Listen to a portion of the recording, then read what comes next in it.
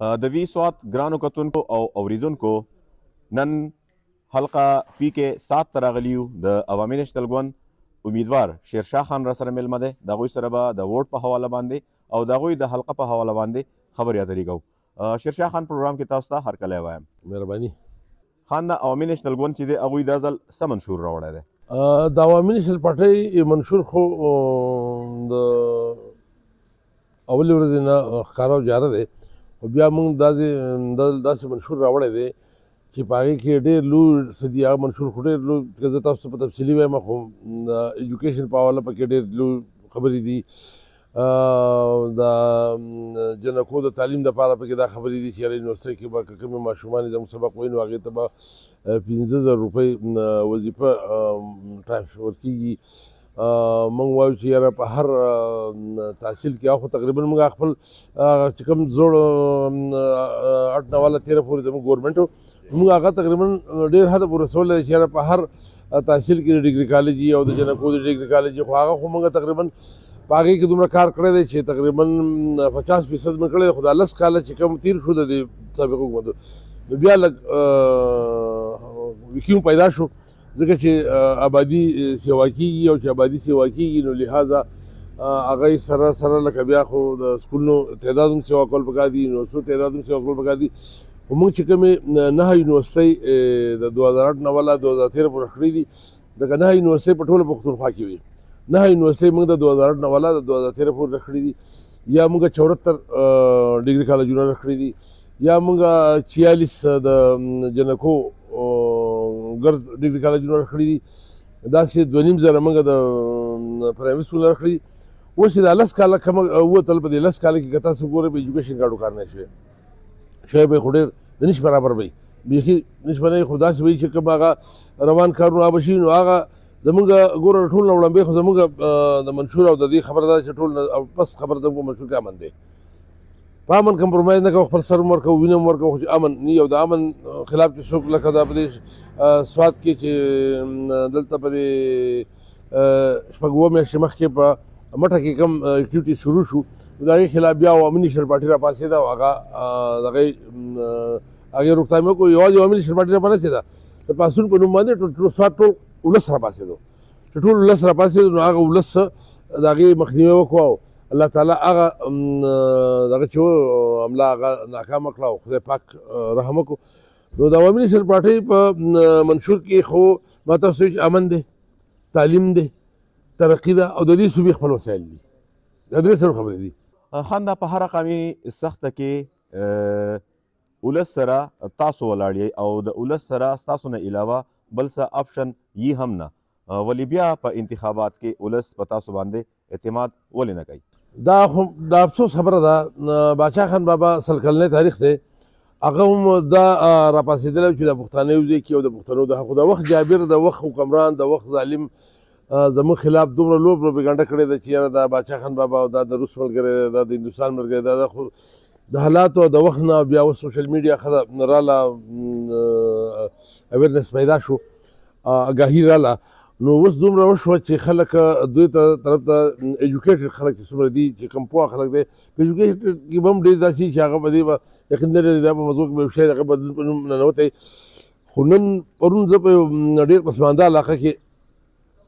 د پورې شموزو نه د ډرایل نه بره جاون ورته وایي دغه ځای کې یو سړي سره هلک سره میلاو شوم، ډېر ساده ځای و، هغه وایي چې ما جرمني نه پي ایچ ډي کړې ده. ما د باچا خان بابا کتابونه لوستلي دي، ما ریسرچ کړی دی، نو چې په هغه اوس 9 پي ایچ ډي شوي دي، 149 پې کتابونه لیکلی شوي دي او داسې به ډېر زیات وشي. نو موږ پښتنو که دا مشران پېژندلی وی نو دا به زموږ ډېره خوشقسمتي وه. خو زموږ ډېره بدقسمتي ده چې پښتانه عوامي نیشنل پارټي د پښتنو سره ولاړه ده، ټول پښتانه د عوامي نیشنل پارټي سره نه دي ولاړ. دا ستاسو خبره بالکل ټیک ټاک ده. ستاسو دعوې دي چې په خپله خاوره او خپلو وسایلو باندې خپل اختیار، نو دا به تاسو عملي کوئ څنګه؟ د هغې خو موږ ژوندی ثبوت دا دی چې 18 ترمیم رالو نو د دې NFC واټ سره شو او د دې صوبې بجټ چې دی نو 87% سیوا شو او هغې کې داسې ډېرې دغه دي د خبایب لا پوره 100% عمل نه شوی. خو که په هغه 18 ترمیم کې وشو نو د صوبو ډېر خودمختاري راله، د صوبو اختیار رالو، زموږ په وسایلو زموږ اختیار رالو. د دې صوبې ډېر لوی وسایل دي، ډېر لوی وسایل دي، ځکه چې بجلي موږ پیدا کوو، ګیس موږ پیدا کوو، پټرول موږ پیدا کوو، دلته معدنیات دي، دلته کاپر دي، دلته ډېر لوی وسایل دي. که دا وسایل پښتنو موږ خپله برخه پکې غواړو، د پنجاب زموږ مشرور دی او هغه ټیک ده چې ډېر لوی سیټونه دي او په هغو زموږ هغه حکمراني شرط دی د پښتنو، خو موږ د پښتنو د حق دپاره چې کوم هوس ورته کوو دا د سلو کالو یو تاریخ دی. بادشاه خان بابا 36 کاله 37 کاله د دې پښتنو دپاره جیل تېر کړو، بیا ولی خان بابا هم جیل تېر کړو، اسفندیار خان زموږ ټول موقف دا دی څوک نظریاتي نشتلی دی عوامي نېشنل پارټي د هغه موقف صرف دا دی چې په دې خاوره څه پیدا کېږي او د دې پښتون بچي لپاره هغه موږ وایو چې هغه وسایل په کار راشي او زموږ د بچي مستقبل ښه شي. د هغې که زه تاسو ته یو مثال درکړم، بجلي زه په اوبو جوړوم 15 روپۍ یا په 4 روپۍ نوټ جوړېږي، په ما باندې په 450 روپۍ نوټ خرڅوي، نو چې پنجاب کې غنم پیدا کېږي نو پنجاب غنم باندې خپل اختیار نه دی، هلته چې په 800 په 1000 روپۍ بورېږي نو دلته بوجه کوي یو وړوکې 60 کیلو وي، نو دلته خو به ته وګورې هغه به ماته په 3000 په 2800 په 2700 نواله بیا چې کوالټي پکې 3000 روپۍ پورې نن سبا 3000 3100 روپۍ پکې ملاوېږي، نو ډېر لوی تفاوت دی، فرق دی. او چې کله بحران راشي د وړو نو هغې موږ ته پاټک بند کړي، موږ چېرته بجلي په هغو نه ده بنده کړې که نه، د خوراک دا شی یو پاکستان دی زموږ وروڼه دي، نو یاره پکار دی چې موږ باندې قدم خو نه بند دی که نه، نو موږ باندې همیشه تاریخي خبره دا ده چې دغه پنجاب موږ باندې دغه پاټک د اټک پاټک بند کړي او موږ دې خوا وړه زره پرېږدي، وایي ځکه چې زما پنجابیانو ته پوره شي، یا لکه خو ګرو زه خو 6,000 میګاوټه بجلي پیدا کوم، نو دا د کوم دنیا انصاف دی؟ په 1973 ان کې صفا صفا لیکلي دي چې کوم شی په کومه علاقه کې پیدا کېږي، کوم څه پیدا کېږي په هغې باندې اولنی حق د هغې خاورې دی. نو ماله خو زما حق زه خو خپل حق غواړم، بادشاه خان بابا هم خپل غواړو، موږ د پښتنو بې حیثیتې پښتون موږ خپل حق غواړو، پاکستان منو، پنجاب منو، سند منو، خو چې زما بچی پکې خپیال بخپې او وږی تږی ګرځي او زما بچی پکې بې تعلیمه ګرځي او زه بجلي پیدا کوم او رڼاګانو ښار لاهوري، نو دا ظلم او بربریت به څوک برداشت کړي؟ لکه دا زیاتې به څوک برداشت کړي؟ که ستاسو حکومت جوړ شي نو په صوبه باندې د 900 نواله تر 1000 اربه پورې قرضه ده، نو د دغې سره به څه کوئ؟ بل اقتصادي وده چې ده هغه به څنګه ممکن شي؟ بل زراعت کارخانې یا پبلک سیکټر چې دی دا به وده څنګه وکړي؟ دا به څنګه راوچت شي؟ وګوره دا خو ډېر سمپل سوال دی، هغه سوال چې یاره دلته به د دې قرضې سره به څه کېږي؟ نو په موږ باندې دهشتګردي وه، په موږ باندې په 2010 کې ډېر لوی سیلاب راغی، دا ټول برجونه جوړ دي، موږ له ټولې دنیا ګرانټ راکړی دی، لون موږ نه دی اخیستی، موږ قرض پیسې 100 روپۍ نه دی اخیستې. پکار ده چې موږ د دهشتګردۍ دپاره ډېر لوی لون اخیستی وی، موږ د دې پلونو دپاره ډېر لوی لون اخیستی وی، قرض اخیستی وی. پاکستان تحریک انصاف حکومت لون اخیستی دی، ګرانټ یې نه دی اخیستی، لون یې اخیستی دی، هغه لون رسېدلی دی پایپ سود رسودو هغه 1000 ارب ته قریب دی، 992 ارب ته رسېدلی دی، خو میګا پروجیکټ یو نشته. دا پلونه چې تاسو ټول وګورئ که نه، موږ سره دا د کیبل برج بزول هم دا UAE ګورنمنټ په تعاون جوړ دی، دا تاسو دا مین روډ وګورئ چکدریټو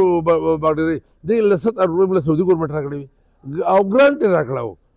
مطلب دا چې یاره زموږ د صوبې سره هغه وخت کې چې کوم تکلیفونه موږ له ګرانټ راکړی، نو دا حکمت عملي د عوامي نېشنل پارټۍ د مشرانو سره شته، د ویژن شته، د عقل شته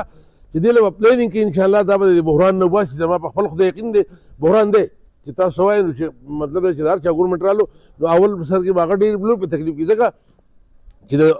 پاکستان تحریک انصاف حکومت و او 13 جون کې چې د هغو حکومت دلته موجود و او په مرکز کې هم حکومت و او لہٰذا هغې بجټ داسې پاس کړو چې د تنخواګانو پیسې پکې نه وي، ډیولپمنټل کار دپاره پکې 100 روپۍ نه وي، نو دا جون نه هغه 13 جون کې چې محمود خان وزیر اعلی و دې صوبه فلاپ شوي وه او ډیفالټ شوي وه. نو اوس د دې بحران نه ایستل داسې دی چې دا د عوامي نېشنل پارټۍ او بیا حالاتو وخت سره به کېدای کېږي، خو زموږ سره داسې یو انسان موږ له خدای راکړی چې امیر حیدرخان اوتي صاحب چې په دغه وخت کې د دې حالاتو مقابله کړې ده، ټول دنیا ته ریکویسټ کړی دی، موږ له ګرانټ راکړی دی او داسې تاسو وایئ چې زموږ د دې صوبې حالات خراب دي، د دې صوبې حالات خو په یو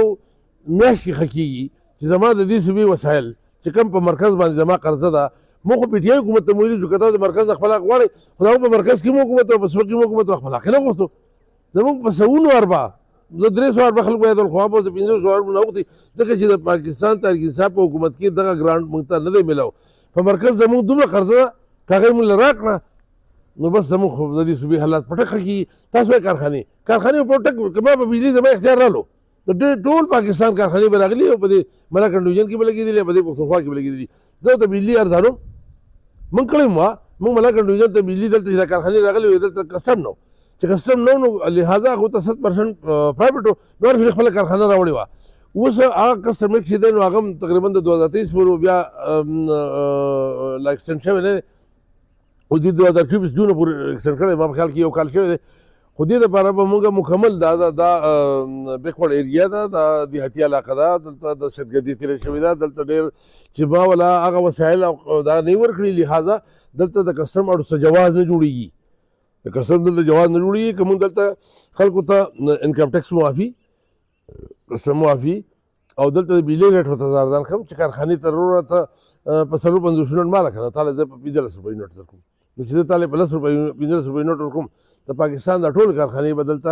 راغلي آبادي به د ټول خلک به په روزګار شوي. بل NFC ایوارډ چې دی د 2014 نه وروستو نه دی حاصل شوی نو په دغې حواله باندې تاسو څه وایئ؟ نو دا خو د دې سابقه حکمرانانو چې کوم د پی ټي آی حکومت تېر شوی دی NFC ایوارډ یې قدر ونه کړو لکه دا تاریخي خبره ده. NFC ایوارډ موږ 18 ترمیم وکړو زموږ 18 ترمیم چې کوم زموږ سره ټول د قومي اسمبلۍ 14 ممبرانو او د دې خو د دې صوبې نه زما په خیال کې 15 کم 40 ممبرانو قومي اسمبلۍ ممبرانو دې ممبرانو په ځان سترګې پټې کړې وې دې په قومي اسمبلۍ کې د دې صوبې لپاره د دې یو ممبر اواز نه پورته کړی نه دې صوبې ممبرانو دا اواز پورته کړی چې یاره موږ له خو زموږ د صوبې هغه حق راکړي که نه دا حق خو کېدو که نه په دې کې سره موږ وایو چې موږ تاسو سره ملاتړ کوو ملګرتیا کوو بابک صاحب ورته بار بار په اسمبلۍ کې وایي چې هلکه ورونو حق غواړو تاسو به خرڅ کوئ تاسو که دغه حق را بلاو شوی پی ټي آی به کوم خرڅ کړو نن د دې صوبې ډېر بد حال چې دی د دې صوبې نماینده جماعت نشته اوس که عوامي نیشنل پارټي خدای پاک په اقتدار کې راوسته عوامي نیشنل پارټي خدای په حکومت کې راوسته زما دا یقین دی په خپل خدای پاک مې یقین دی او زموږ په دې مشرانو مې دا یقین دی چې انشاءالله د صوبې حالات چې هغه وخت کې مونږ ګوره ستوري پښتونخوا سکیم پروجیکټ لانچ کړی چې که چا په ټاپ 10 په بورډ کې واخیستو نو هغې باندې به د پیسې پورې تعلیم مونږ مفت کړو ټیک ټاک روانو 15 لک روپو پورې قرضه خلکو له ورکوله بلاسود ورکوله دې ینګ جنریشن ټول ورکوله خبر بیک نه ورکوله دا ډېرې لوی لوی خبرې دي هغه ټولې خبرې که عملي شوې وې د 2013 نه والا د یو سازش تحت عوامي نیشنل پارټي د دې نه شاته وساتله چې مختاره پسمانده پاتې شي او د 2013 نه والا د 2023 پورې د 2024 پورې اوس 24 دی لهذا اوس د ملک او د دې خاورې حالات وګوره چې نن څومره مهنګایي ده څومره بېروزګاري ده په دې پښتونخوا کې خلک ټوټل د دې پښتونخوا خلکو غریبان خلک بار ته مزدور روان دي بار ملک ته د هغې شر راوباسه د هغې ایوریج راوباسه زیات اکثریت خلک پکې د دې پښتونخوا دی د هغې وجه ده چې پښتونخوا کې ترقیاتي کارونه ودرېدلي دي ډیولپمنټل ودرېدلي دي زما بچی په څه کې دغه شي خاص سکولونه ودرېدلي دي چې سړی پکې استاد شي کالج جوړېدل ودرېدلي دي 10 کاله زموږ د صوبه د سازش تحت پسمانده وساتلی شو. ووټ چونکې امانت دی نو د دغې امانت په حواله باندې به د خپلې حلقې ولس ته ستاسو پیغام صحیح زما د خپلې حلقې ولس ته بلکې د سوات ټول ولس ته چې 2008 نه والا 2013 پورې هغه هر څه مخې ته کېدی او د دې د 10 کالو د هر څه مخې ته کېدی که په هغې کې موږ سوات لسه کړي سوات د یونیورسټي کړي دارالقضا کړي موږ د ایکسپریس وے شوی کیټ کالج شوی دا ټول کارونه شوي او د هغې نه بعد د دې د 2013 نه والا د 2023 پورې د دې د ګورنمنټ وګورئ لهذا زما عوام ته دغه دی چې زموږ په خپل زیات د کرسۍ شوقین نه یو چې کرسۍ موږ وایو دې قام له څه وکړو نو که زما د اواز زما د خبره په رښتیا وي او ما د 2008 نه 2013 پورې دې قام ته ثابته کړي د الله فضل دی زما کرکټر وایز دی وګوري زما اساسي دی وګوري زما هر څه دی وګوري او که ما د دې قام درد زما په زړه کې او د دې قام دپاره دا سیاست کوم چې یاره زما بچی دی سوکالی شي زما بچي مستقبل دې ښه شي نو لهذا زما د حلقې زما خویندو میندو ته زما رونو ته زما مشرانو ته زما کشرانو ته دا فیل دی چې په دغه ورځ اخلص مخلص د سرې جنډې مرسته د دې دپاره وکړئ چې خپل بچي مستقبل ښه شي دا نه شي شیرشاه مستقبل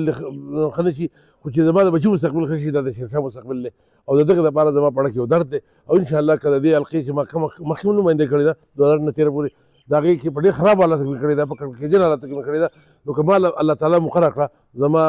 دا کوشش دی چې الله تعالی دې په ما مهربانه شي او ما له الله تعالی توفیق او طاقت راکړي چې د قام هغه شان خدمت وکړم چې د 2008 نه ولا د 2013 پورې مې کړی د هغې په تره به پلس دومره وکړم زه هغې وجه دا چې هغه وخت ماته حالات خراب اوس حالات لږ سازګار دي نو هغه سازګار حالاتو کې سړی د قام مرسته ملګرتیا وکړي نو زما دا غرض دی چې د دې علاقې او بلکې د سوات مستقبل به ښه شي د خیره. ډیره زیاته مننه اجي کتونکو او اوریدونکو د حلقه PK 7 نه د عوامي نیشنل ګوند امیدوار شیرشاه خان تاسو واورېدو زمونږ د ملاقاتونو سلسله به روانه وي. کوشش به کوو چې مونږ د سوات هر امیدوار ته ورسو او هغوی تاسو ته مخامخ کړو، د هغوی منشور تاسو ته وړاندې کړو، د هغوی خبرې اترې ستاسو سره شریک کړو. مننه، خوشحاله اوسئ.